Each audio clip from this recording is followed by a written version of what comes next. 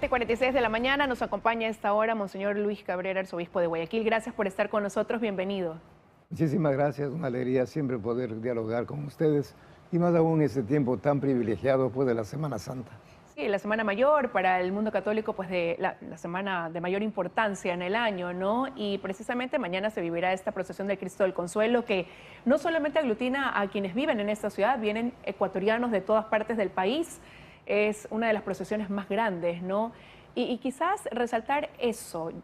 Siento, Monseñor, y no sé si usted tiene la misma percepción, que este año hay un mayor fervor religioso, quizás por todo lo que pasa en el país. Bueno, yo creo que primero recordar que hoy, justamente esta tarde, comenzamos con el Tríduo Pascual, que consiste pues 3 días para reflexionar sobre la pasión, la muerte y la resurrección, que es lo más importante. Lógicamente esta tarde tenemos ya la misa de la Cena del Señor. Hay un gesto maravilloso de Jesús cuando lava los pies a sus discípulos y nos da ese gran mandamiento, pero mandamiento no como imposición, como obligación, sino como esa capacidad, esa potencialidad del ser humano para amar, amarse los unos a los otros. Pero aquí es interesante, el referente es Él, como yo los he amado. Es formidable. Luego lavatorio de los pies, lavarse los pies, ayudarse, servirse, todo el tema de la justicia, la solidaridad, son valores que vamos a... El día de mañana, como usted acaba de decir muy bien, pues está dedicado sobre todo para meditar en la pasión de Jesús, en su muerte. Y la tradición, pues usted conoce, hay muchas procesiones, la más grande aquí en Guayaquil y creo de Ecuador, la del Cristo del Consuelo. Lógicamente a las 7 de la mañana comenzaremos, pero hay también 16 procesiones más en Guayaquil y entiendo que en el resto del país igualmente, ¿no? Pero lo importante para mí es eso de saber que uno expresa su fe, pero uno descubre junto a la cruz al resucitado, porque no es una cruz de muerte, una cruz de humillación, de fracaso, sino una cruz que nos lleva hacia la resurrección, hacia la gloria.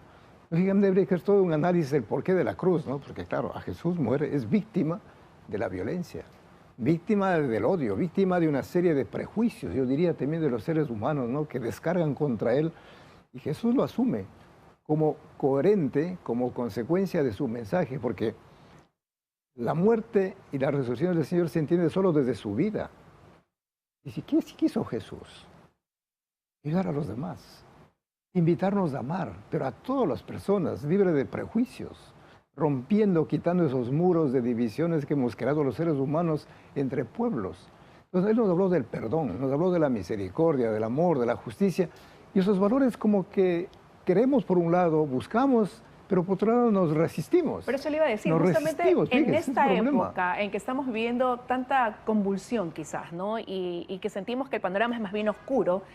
Fíjese usted, en estas procesiones que ya se han venido realizando, como la de Santa Elena, por ejemplo, la que se realizó también en Riobamba, el denominador común era pedir por la seguridad. Quizás antes sentíamos que uno iba a agradecer, pero al mismo tiempo a pedir por el trabajo, quizás por la salud, pero ahora el punto coincidente es la seguridad. Sentimos que no tenemos paz. Bueno, ese tema yo creo fundamental ahora también, por eso nosotros estamos invitando, fíjese, a la reconciliación y a la paz.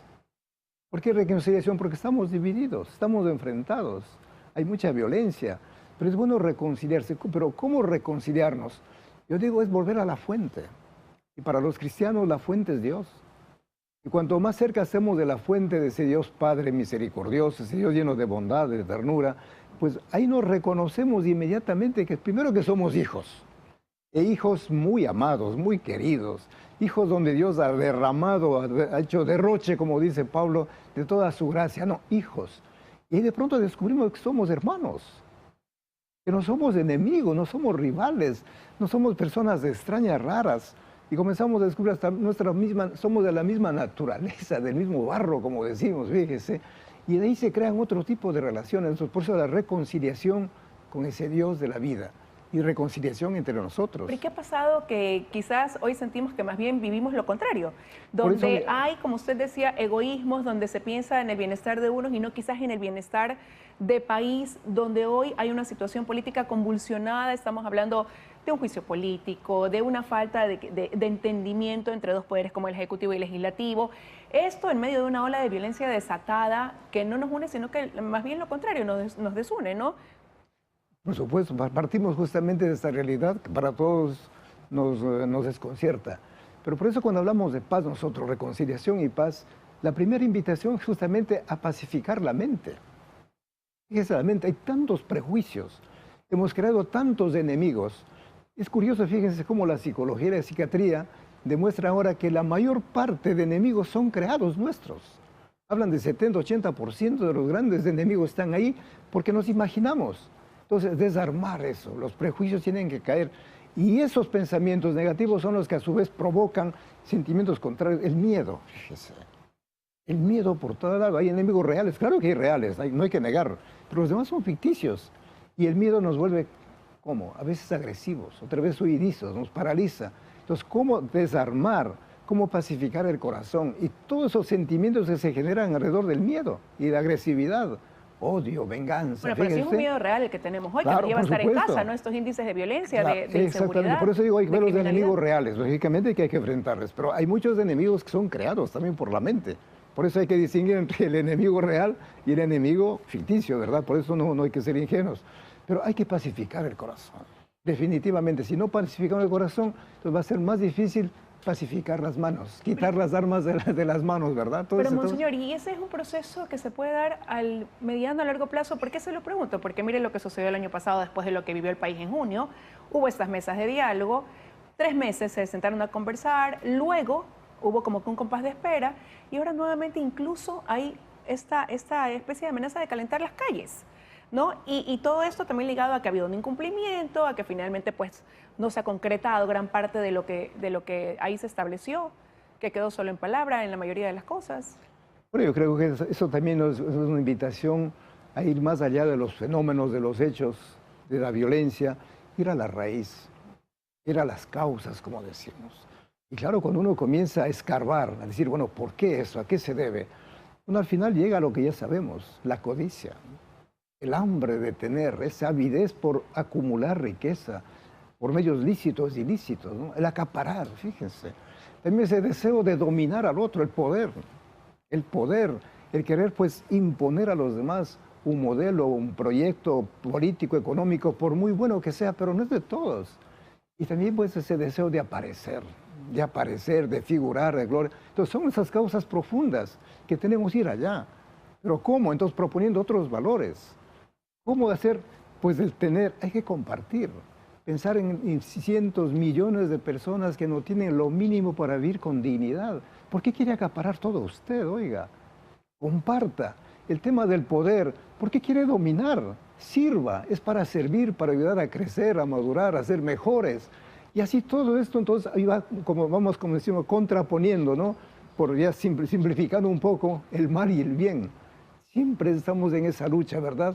Pero ¿cómo eliminamos el mal? Haciendo el bien. ¿Cómo eliminamos las tinieblas? Encendiendo luces. ¿Cómo aprovechamos estos días de Semana Santa? Yo creo que esos días justamente es para, yo digo, reconciliarnos con nosotros mismos. Volver a descubrir nuestra identidad. Primero de seres humanos. Somos personas.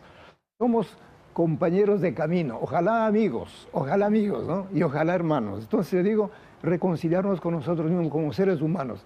Y ya desde la fe, aquí entramos la fe, hay algo pues fundamental. Somos hijos de Dios. Creamos o no creamos, ateos, agnósticos, de todo, ¿no? Al final, esa es una verdad que no va a cambiar nunca. Hijos de Dios. Y si somos hijos, somos hermanos. Es que somos hermanos. Es el mensaje que el cristianismo aporta justamente, ¿no? Y que Papa Francisco, pues, en esa carta preciosa, hermanos todos, fíjense, que todavía hay que descubrirlo. Pero hermanos que viven en justicia, en verdad, en libertad, en honestidad. O sea, no son hermanitos así nada más, ¿no? Sino hermanos que asumimos la vida con responsabilidad. Oiga, esto es un mensaje que sigue siendo, yo digo, una novedad.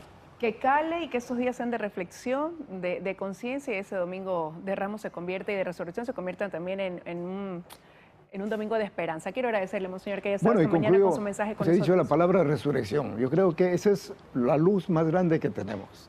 Porque todo esto que decimos, si quedaría en medio camino, terminaría en la cruz o en la tumba, pero Cristo resucita. Y al resucitar uno descubre que el valor tiene la última palabra, el amor tiene la última palabra, la justicia tiene la última palabra, la verdad no tiene la última palabra, la mentira, el odio, no, la última palabra tiene la vida. Y eso me parece maravilloso.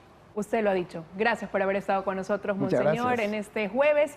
Así estamos concluyendo esta emisión de Noticias, Milton, amigos, pero recordándoles que mañana tendremos también información a esta hora en este espacio. Así es, a las 7 de la mañana, al mediodía y en la noche. Te toca trabajar. Buen feriado.